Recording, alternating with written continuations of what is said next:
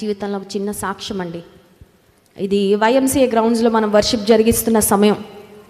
మా తండ్రి గారు చాలా సివియర్ ఆస్తమా ఉండేది. మా తండ్రి గారికి కొన్ని వ్యాధులు వంశపారంపర్యంగా వస్తాయి, జెనెటిక్గా మనకి సంక్రమిస్తూ ఉంటాయని డాక్టర్స్ కూడా చెప్తూ ఉంటారు.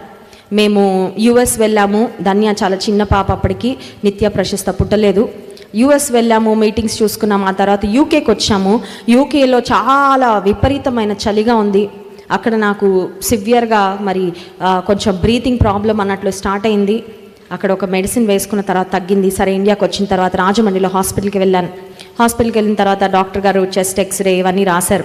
ఎక్స్రే చేసి పరీక్షలు చేసిన తర్వాత డాక్టర్ రూమ్లోకి వెళ్ళిన తర్వాత డాక్టర్ గారు ఒక మాట చెప్పారు. అమ్మా, మీకు ఆస్తమా ఉంది, మీకు ఆస్తమా స్టార్ట్ అయింది, కాబట్టి మీరు కొన్ని రకాలైన ఆహార పదార్థాలు తీసుకోవడానికి వీలు లేదు. ఆ తర్వాత మీకు కొన్ని రెస్ట్రిక్షన్స్ మీరు ఫాలో అవ్వాలి, కొన్ని జాగ్రత్తలు తీసుకోవాలి, చల్లని వాటిని వీటిని తీసుకోకూడదు, ఇట్లా చాలా చాలా విషయాలు చెప్పారు. చెప్పిన తర్వాత బాధపడడం స్టార్ట్ చేశానండి. ఎందుకంటే నాకు తెలుసు ఆస్తమా అంటే ఎంత కష్టంగా ఉంటుందో. నేను చూశాను, మా తండ్రి గారు సఫర్ అవుతా ఉన్నప్పుడు నేను చూశాను. అందుకని బాధపడ్డాను.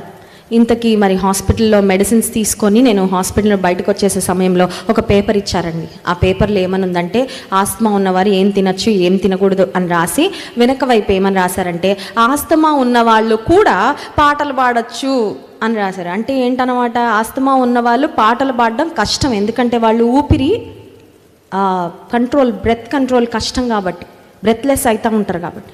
అది చూసి అసలు బాధ స్టార్ట్ అయింది. ఎందుకంటే my passion is to sing for Jesus. నేను పెద్ద సింగర్ని కాదు, సంగీతం నేర్చుకోలేదు, పెద్ద మధురమైన స్వరం కూడా కాదు, కానీ ఏసై కొరకు పాడాలని ఆశ ఉంది.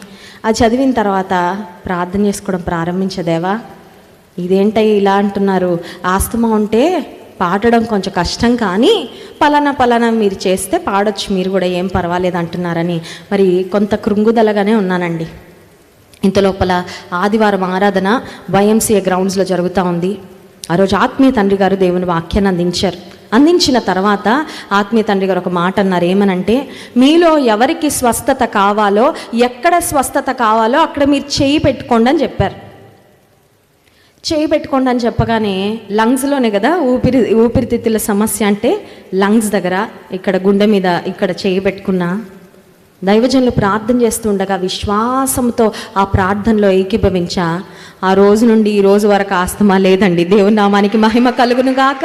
డాక్టర్ నిర్ధారించాడు అంతే. పెద్ద కోర్సు రాశారు డాక్టర్ గారు, అది తినకూడదు, ఇది తినకూడదు. నాకు అది ఏమున్నాయో కూడా నాకు గుర్తులేదు. By the grace of God, for the glory of God, దేవుని నా మహిమార్థం ఎవరికో జరిగింది కదా, నాకు జరిగింది నేను చెప్తున్నానండి. ఆస్తమా అని డాక్టర్స్ నిర్ధారించారు, కానీ అది జరిగి ఇప్పటికి ఒక 12 సంవత్సరాలు అయిపోయింది. 11-12 సంవత్సరాలు, no trace of asthma again. దైవజనుడు చేసిన ప్రార్థన నేను విశ్వాసంతో ఏకీభవించాను, నమ్మాను.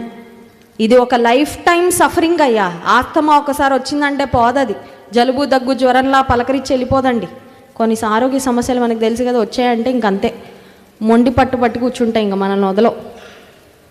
కానీ నేను ఫిక్స్ అయ్యాను ఏమనంటే, అది నన్ను యేసు నామంలో ఆ రోగం నుండి దేవుడు నన్ను విడిపిస్తాడు అని నేను నమ్మాను. యేసు నామములో ఉన్న శక్తి ద్వారా, ప్రార్థన శక్తి ద్వారా నేను స్వస్థత పొందుకున్నాను. ఆయన నామానికి మహిమ కలుగునుగాక. హల్లెలూయా. ఈ ఉదయకాల సమయంలో ఎందుకు ఈ మాటలు చెప్తున్నానంటే, I want to encourage you today. మిమ్మల్ని ప్రోత్సహించాలని ఆశిస్తున్నా. నీ జీవితంలో ఉన్న స్థితి, అదొక ఆరోగ్య స్థితి అయినా, అదొక ఆర్థిక స్థితి అయినా, మీ కుటుంబంలో ఉన్న సమస్యలైనా, కలతలైనా, అసమాధానమైన ఏ సమస్య అయినా, do not think that it will be with you for life time. జీవితకాలం అంతా ఉంటుందండి, దీంతో ఎలా సర్దుకోవాలని నీ మైండ్ సెట్ చేసుకోవద్దు.